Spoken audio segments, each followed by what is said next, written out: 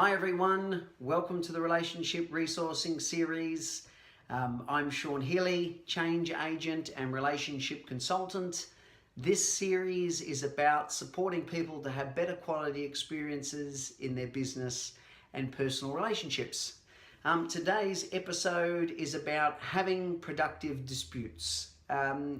If we are in relationship, be that personal or business, relationships that matter to us, relationships that are helping us to grow, then inevitably from time to time we are going to experience friction points.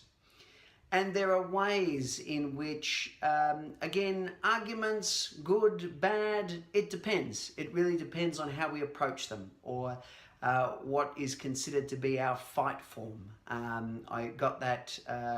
I came across that terminology from the amazing couples counsellor Esther Perel.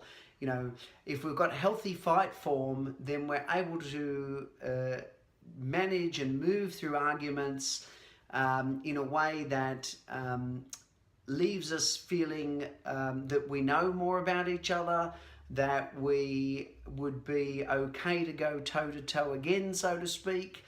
And we can leave with a sense of connection and mutual respect. But if our fight form is poor, then this can really send our relationships in other directions where, we find that we walk away feeling really disconnected, we're raging, we're really not in the kind of mood that would produce a mutually workable solution, but rather we're about payback or something along those lines.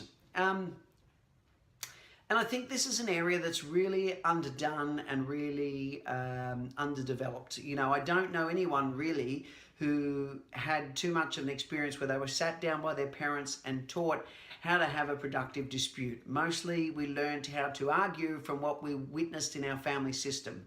If what you learn in your family system was the person who yelled the loudest, repeated the same message consistently without leaving space for others and just wore everybody down, that's how you argue, then you're likely to take that strategy into your personal and business adult interactions. Or perhaps you learned that everything gets suppressed and we do passive-aggressive covert sniping as a way of doing things, then same. That's what we might take away from our experience, and that might be the way we go about dealing with others when we hit these friction points. Or we might oscillate backwards and forwards or some other kind of combination, none of which really gets us where we want to go in those crucial moments of exchange. So I thought that I would talk today about a couple of things that might help you a little bit more when we have these moments of argument. How do we come away from these feeling that we got a productive result?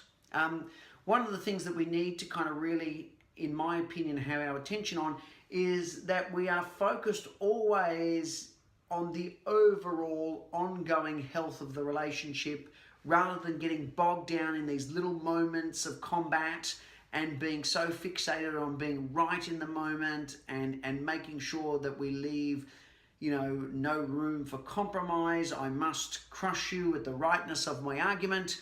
And if we're going about that, then we really run the risk of harming the relationship overall. So we've always, yes, we're in the moment, but we've always got some level of attention on the overall health of the relationship, either with our significant other or perhaps a colleague in business. We're focused on being able to run both layers of attention, and we've got an intention to come away from a dispute in a way that ideally, at very least, doesn't harm our ongoing relationships. So one of the things that doesn't help is that, again, I got this terminology from Esther Perel. I don't know if it's hers, but the idea of kitchen sinking somebody. What this looks like is, I've got my one dirty dish, which is my most recent grievance with you, which is the fact that you were late to dinner last night. That's my most recent grievance. And what people tend to do in order to shore up the rightness of their argument is they go back selectively down our personal our relational history with each other, and we select other examples of other misdemeanors, and examples of wrongness that you've done in the past that add to the strength and validity of my present frustration with you. So I might start by mentioning the fact you were late last night, but then I'm also going to pull in the fact that you were late for picking up the kids last week. There's our second dirty dish.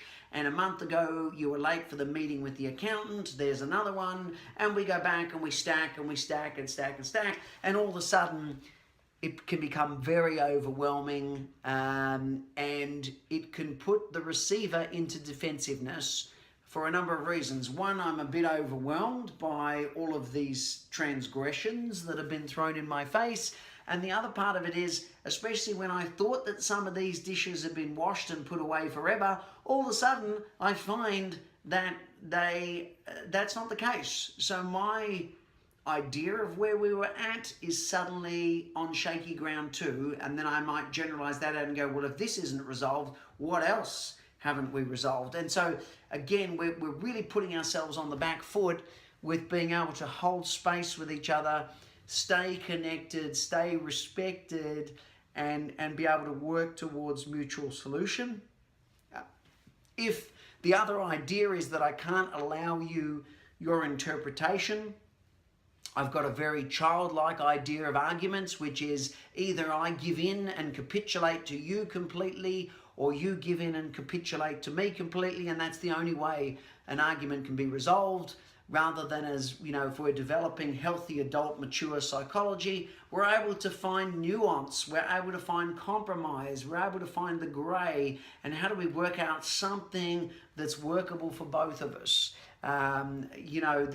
This can be sometimes for some people a very challenging approach to arguments, but we're finding that we're approaching this from a solution orientation, from a space of openness, and not from a place of belligerent force and a demand that you see the world as I see it. When we're comfortable enough in ourselves, we don't need that. We're okay to operate with difference. So we're making sure that we've got an openness in terms of our willingness to come to solution. What we're also not doing is suddenly calling upon our amazing intuitive psychic reading powers to know what another person's intention behind the supposed transgressions are. The reason you're always late is because you don't care. Suddenly I'm an amazing psychic mind reader and I know your intention. I've been in the communication sector for over 20 years. I don't. I'm no clearer on that than ever. So we're making sure that we're not making up stories about intention, because there can be a whole series of reasons why somebody is doing the things that we're doing. And we're leaving the door open. So, because again, when I infer an intention on you, and it's normally a negative inference, then again, this pushes you backwards. It pushes you into defensiveness, and that's not going to help us. So we're not making up intention, and we're making sure we're not attacking character either, and the reason, I've made up the intent, which is you don't care, and then I'm going to dig an even deeper hole of unproductiveness by then attacking your character. And the reason you don't care is because you're an absolute bastard. That's what it's about. Where logically, where can people go with this? Yes, you're right, I don't care and I am a bastard. Well, that may happen, but it's not likely. Rather, the person is going to come into defense, or they will start attacking you on your intention or attacking you on your character, and we're getting nowhere fast if we're doing these kinds of things. So we're steering clear of making stuff up.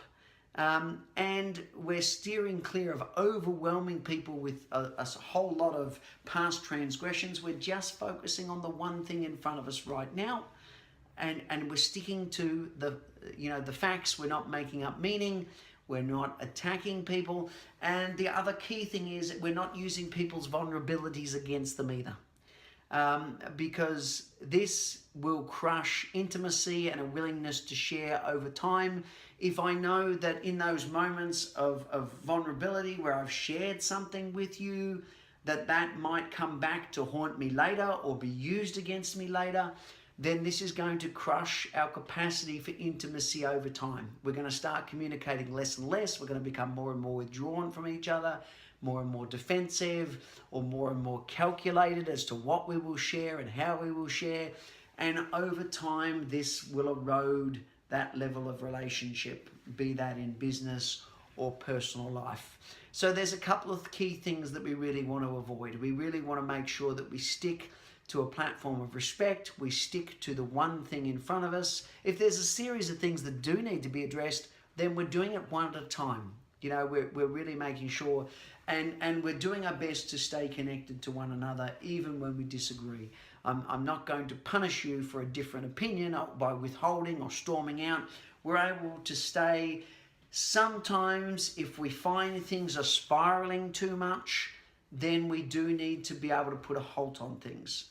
My intention is that you and I can meet each other with respect. We can meet each other from a place of solution, and that we can stay connected and respected with one another. And I'm feeling like the way things are going right now, I'm struggling to do that.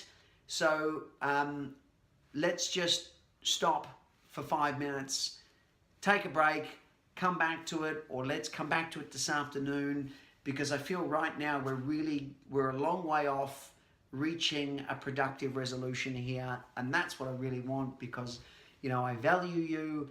And so before anything happens that we will both regret, or something that we'll additionally have to repair, let's stop right now and come back once we've sort of quietened ourselves down. And then from there, we can readdress things. So I hope these little kind of tips are things that will help you to have more productive disputes.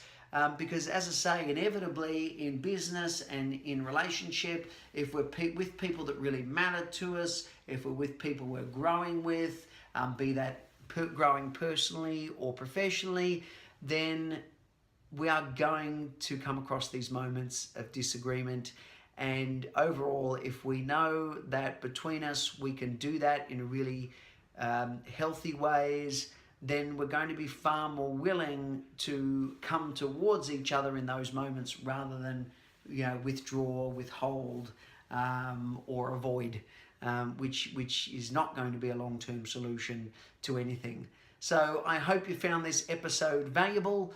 For those of you who have already downloaded and subscribed the series, my profound gratitude for watching the series, and I really hope you're getting good value out of it that you can use in your life. If you've just joined us on this particular episode, welcome. Thank you for watching. How you can support the series is download and subscribe, because I'm very passionate about sharing the things that I've learned from amazing people about how we do our relationships better, because it's just such a big part of our lives. So again, thank you for watching. If you want to reach out, it's emergencetraining.com.au is the website. I'm available for private consultation, online or face-to-face. And again, I do in-house and public trainings, all based around people and performance dynamics. So if you want to make contact with me, be delighted to have a conversation. As I say, I wish you all the best in your relationships. Thank you again for watching the episode, and we hope to see you on another one again soon. Till then, bye.